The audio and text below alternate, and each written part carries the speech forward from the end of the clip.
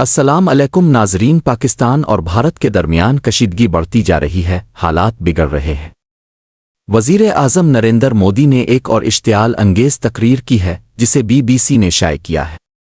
BBC کے مطابق مودی نے ایک مرتبہ پھر دھمکی آمیز زبان استعمال کی ہی بدقسمت سے۔ یہ ایک افسوسناک صورتحال ہے کہ ایک طرف 140 کروڑ بھارتی شہری اور دوسری طرف 24 کروڑ پاکستانی شہری اپنی آنکھوں سے یہ بڑھتی ہوئی کشیدگی دیکھ رہے ہیں۔ حالات آگ پکڑتے جا رہے ہیں اور بد سے بدتر ہوتے جا رہے ہیں۔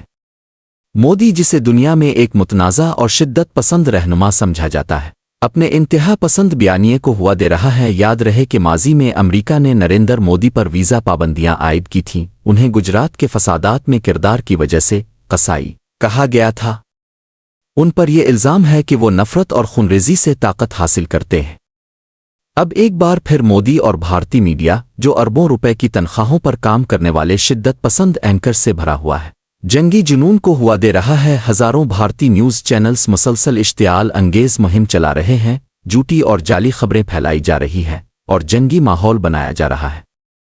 نتیجہ یہ نکلا کہ برطانیہ میں پاکستانی ہائی کمیشن پر حملہ کیا گیا۔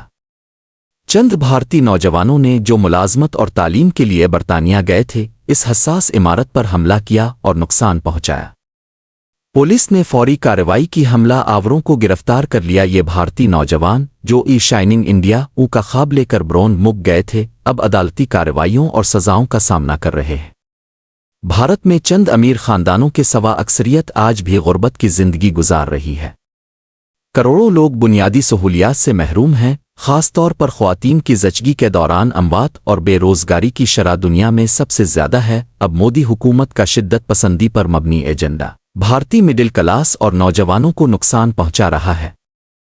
اس شدت پسندی کا نتیجہ بھارتی معاشرے کو نقصان پہنچانے میں نکل رہا ہے۔ انڈین سوشل میڈیا پر جھوٹی ویڈیوز اور فیک پروپیگنڈا عروج پر ہے۔ دوسری جانب بھارت میں کچھ مقامات پر پاکستانی جھنڈے کی بے حرمتی کی گئی ہے، جس پر افسوسناک ویڈیوز بھی گردش کر رہی ہے۔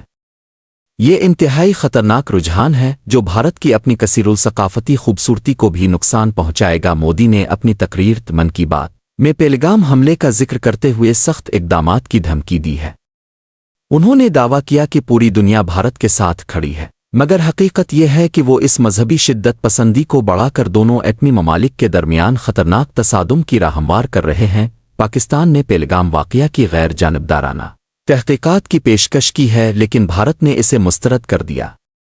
اگر جنگ چھڑتی ہے تو اس کا نتیجہ تباہ کن ہوگا۔ ایک میزائل حملے کے جواب میں درجنوں حملے ہوں گے اور اس کے بعد واپسی ممکن نہیں ہوگی۔ اس دوران پاکستانی وزارت خارجہ کی چین کے وزیر خارجہ سے اہم گفتگو ہوئی ہے، جس میں چین نے بھی گہری تشویش کا اظہار کیا ہے۔ بدقسمتی سے اس نازک موقع پر پاکستان کا سب سے تجربہ کار سابق وزیر خارجہ شاہ محمود قریشی جیل میں ہے۔ ملک کو ان کی سفارتی مہارت کی شدید ضرورت ہے۔ ضروری ہے کہ قومی مفاد میں شاہ محمود قریشی جیسے اہل اور تجربہ کار افراد کو فعال کردار ادا کرنے کا موقع دیا جائے۔ آخر میں دعا ہے کہ اللہ تعالی ہمارے خطے کو اس ممکنہ تباہی سے محفوظ رکھے۔ خدا حافظ۔